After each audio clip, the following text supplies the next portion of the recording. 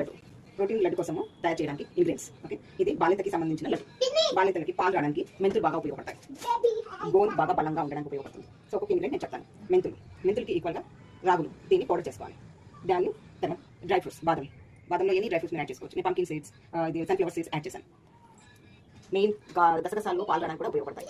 గసగసాలు, కొబ్బెర, తెల్ల మిరియాలు, ఇలాచి, పిప్పళ్ళు, సోమ్, ఈ ఇంగ్రీడియంట్స్ అరుగుదలకు బాగా ఉపయోగపడుతుంది. సో జలుబు కాకుండా ఉపయోగపడుతుంది.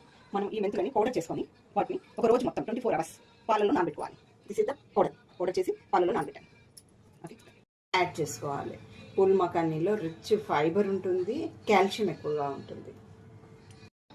ఓకే, కొంచెం ఒక స్పూన్ నెయ్యి యాడ్ చేసేసుకొని బాదంని ఫ్రై చేసుకోవాలి. వీటికి నెయ్యి ఎక్కువగా పట్టదు, మన ఇష్టం.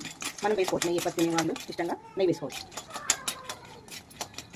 ఇలా పొడి పొడిగా అయ్యే వరకు మనం రోస్ట్ చేసుకోవాలి.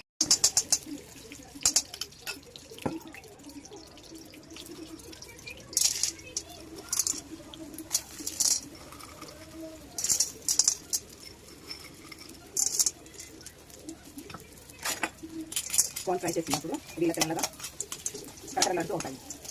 అక్కడ మారిపోయి మొత్తం అన్ని వైట్గా మారుతాయి. ఇది ఇలా వైట్గా అయ్యేసరికి వీటిని ఇలా చెదమగానే ఇదిగోండి ఎలా ఉంటుంది.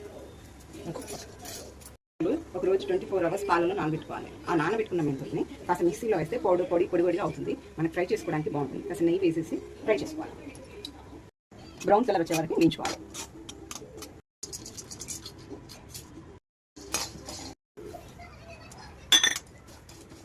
ఇందాక రాగుల పిండి పౌడర్ చేసుకోవాలన్నాం కదా, ఆ పౌడర్ని కొంచెం నెయ్యి వేసేసి రోస్ట్ చేసుకోవాలి.